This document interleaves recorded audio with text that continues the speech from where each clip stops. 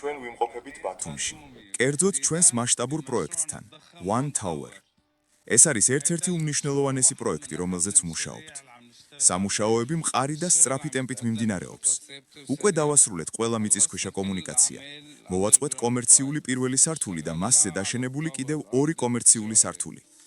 ტექნიკური სართულის შემდეგ, დღეს უკვე პირველი საცხოვრებელი სართულის მშენებლობა დავიწყეთ. ჩემი აზრით, One Tower-ი იქნება ის კოშკი, რომელიც ბათუმის სიმბოლოდ იქცევა. ქალაქის, რომელიც სწრაფად იზრდება და გარდაიქმნება საუკეთესო საინვესტიციო და ტურისტულ ლოკაციად. წარმატება არ იბადება კაბინეტებში ან მხოლოდ ხელშეკრულებაზე ხელის მოწერით. წარმატება იქმნება აქ, იმ ახალგაზრდებს შორის, რომლებიც ყოველდღე მზის ქვეშ შრომობენ.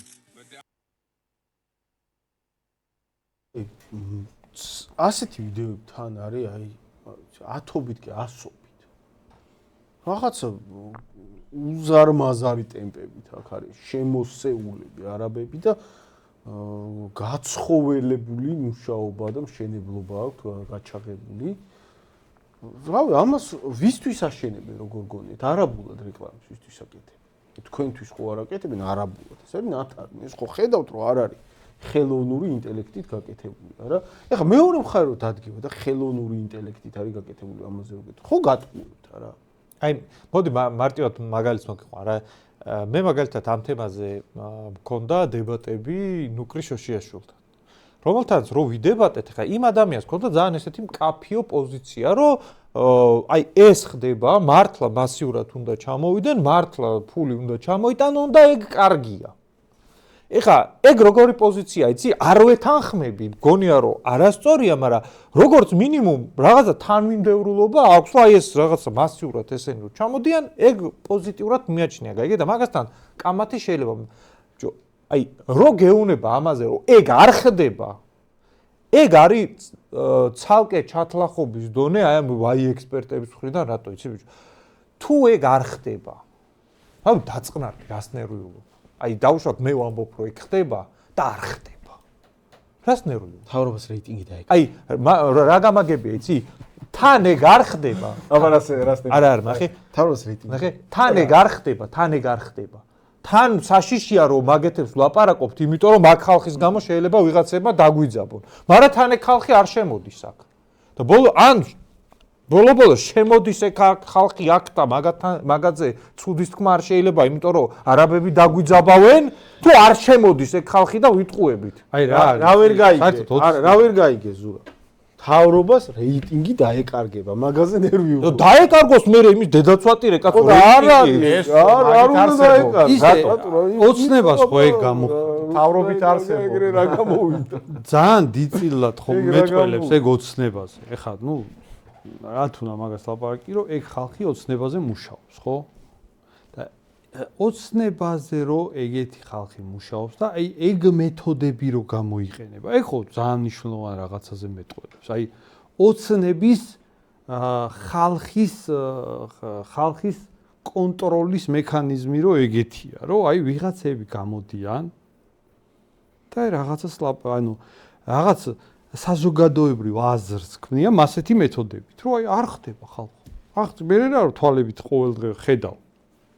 არა, სტატისტიკა სხვა რამეს გვეუბნება, იქ რაღაც სტატისტიკას. შენ თავს არ დაუჯერო, მე დამიჯერე. და ეგ თან ნუ რა ვიცი, ნუ გონია რომ მაგას ეფექტი არ აქვს. საერთოდ საინფორმაციო საშუალებები და ასევე სოციალურ ქსელებში ერთი და იგივე აზრი. როცა დაჟინებით ძალიან დიდი ხნის განმავლობაში ვრცელდება, იმას აღქმაზე ზემოქმედებას ახდენს ის.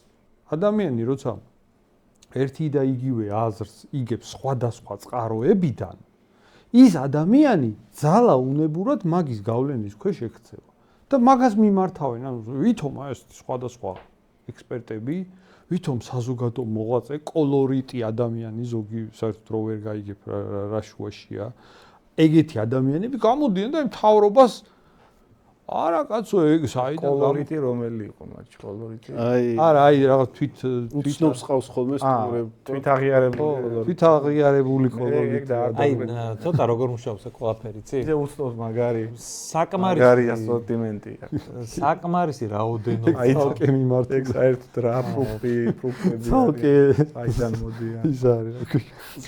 აი საკმარისი რაოდენობა რო გამოვიდეს ტელევიზორში და თქვას რომ ხალხო რო იცოდეთ ლიმონი არის ტკბილი და ვიღაც ექსპერტი ლიმონების ექსპერტი მოვიდა და ხალხო ლიმონი ყოველთვის ტკბილი იყო ეგ არის საბჭოთა გადმონასწრო ლიმონი არის მჟავე ყველა ვინც გეუბნებათ რომ ლიმონი მჟავეა ეგ არის ეგ მშავბნელი და რუსეთის აგენტები არის აგეთ საკმარისი რაოდენობით ხალხმა ვიღაცებმა ტელევიზორში ვილაპარაკონ სამწუხაროდ მაგას ეგეთი ეფექტი აქვს, რომ ვიღაცები ჩათვლიან, რომ ვაიმე დედა ეხა მე რაღაც ჩამორჩენილად და არაპროგრესულად არ ჩამთვალოს ვინმე და ისიც დაიწყო კი მეც ყოველთვის გძნობდი, რომ ლიმონი არის ტკბილი, ანუ ტრაგედიაა, მაგრამ ეგ ეგრე მუშაობს, მაგრამ ვისაც აი ეგეთი რაღაც არ ემართება და ვინც პროსტო საკუთარ თვალებს უფრო ენდობა ვიდრე ვიღაცა ტიპს ტელევიზორში, რომელიც ეუბნება, რომ საკუთარ თავს კი არა მე დამიჯერე და არაფერი არ ხდება, არც არაბიზაცია და არც მასიური მიგრაცია. აი, ეგეთ ხალხს მოგმართავთ რა. ვინც აი ეგრე ბოლაობს, ეგ უნდა გაიფილტროს. მე მაგაზე, აი, ეხლა მინდოდა უკვე გადავსულიყავი კითხვა, მაგრამ ეს კითხვა მართლა მიჩნდება რა.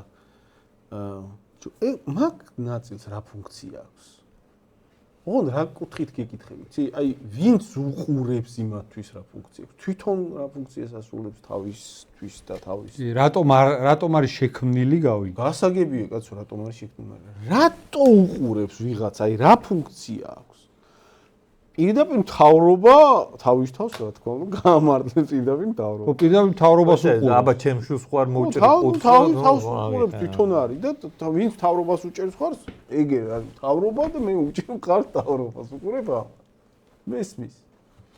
ვინც მთავრობას უტევს, აი ეს სუდათ აკეთებ, ეს შეცვალე და ამაზე აწვება, ხო და რაღაცა ცვლილებისკენ აწვება და ვისაც რაღაც ცვლილებები უნდა უყურებს ასეთ ვერსიას. და აი სინამდვილეში მთავრობას რო აპარავებს. ოღონ ვითომ არა ვარ მთავრობა. აი ეგ რაში ესაჭი. აი ხალხს რაში ჭირდება? შენ რაში გჭირდება რომ უყურებ? შენ თუ მთავრობისკენ ხარ, უყურე მთავრობა რასაც ლაპარაკობს. იმიტომ რომ მთავრობას ძალიან ჭირდება ეგეთი სურათის დაყენება, რომ მის მხარეს ხალხია. და მის მხარეს ხალხია სურათის შესაქმნელად არიან ადამიანები, რომელიც მუშაობენ ხალხად. კი. აი ადამიანი სამუშაო არის, რაც მუშაობ ჩემოძღვნა, რო კითხე ხე კი აწერე ექსპერტი, საზოგადო მოღვაწე რაღაც, მაგრამ რეალურად ხალხი ჭყალებში.